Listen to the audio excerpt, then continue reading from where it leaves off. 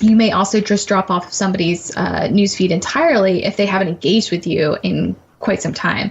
So Facebook is kind of doing a 1-2 punch to businesses right now, which is, number one, they stop showing business page feeds in personal feeds unless you like them and want to see, and you have to actually like check to follow them and see them first in your notifications.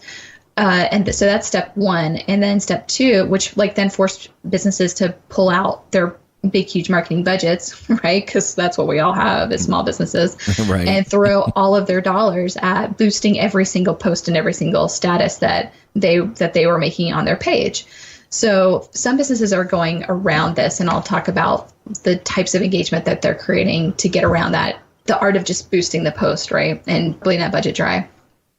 The second thing that Facebook is doing is that they're just showing you the people that you've only interacted with recently in your Facebook feeds. Mm-hmm. And then another thing that they do too is that they'll take your, your specific articles, like your blog posts, and even if you boost them, it's not going to get as much traction as engagement as if you were using Facebook instant articles, which is their new thing that they want you to do.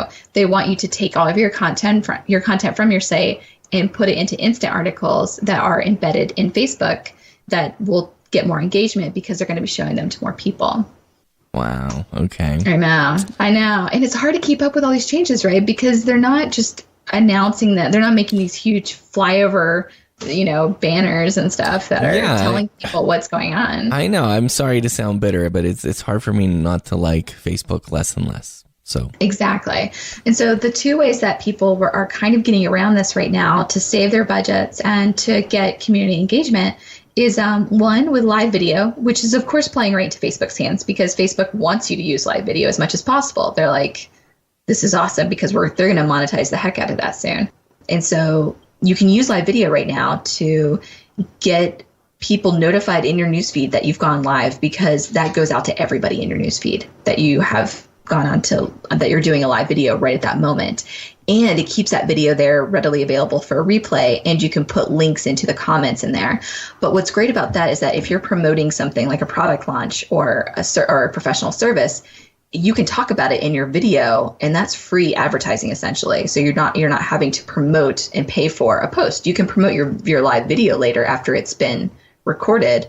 But that's one way that some people are kind of getting around it, is that they're using their live videos as a way to announce a launch or something or a new product. Wow. Okay. I know. The second one is that they're realizing that people aren't engaging on their page, but people are engaging in groups, in private groups. And so now you've got businesses that are creating private groups, not public groups, because they want to control who's coming in, right? And they're setting rules for the group. And the group is education marketing based, right? So it's about, you can have something like a group of artists who are invited in there by an artist who is hosting it. But then that artist may also be a business owner who is teaching art classes that would be a specific fit for those particular people. So what happens in that group is that everybody is in there, they're having a good time, they're getting to know each other, they're connecting again one-to-one. Like we were talking about in our last episode, the power of connecting one-to-one versus one-to-many. And what they're doing is they're able to contribute helpful articles right in the group. They're contributing their blog posts right in the group. They're contributing videos. They're doing hangouts that are just like strictly for that group and not outside of the group. So you have to be a member to be in there. And then every once in a while, they're going to ask for a sale. They're going to say, oh, okay, well, I just opened up registration for my art classes. Go here. And now they've got this group of people who are totally warmed up to who they are, what they do, and they're ready to buy anything from the host of the group.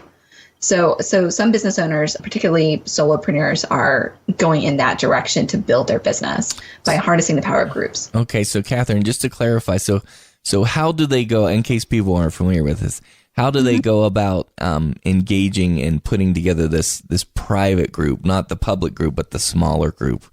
Mm-hmm. So what you could do is you could create a group page that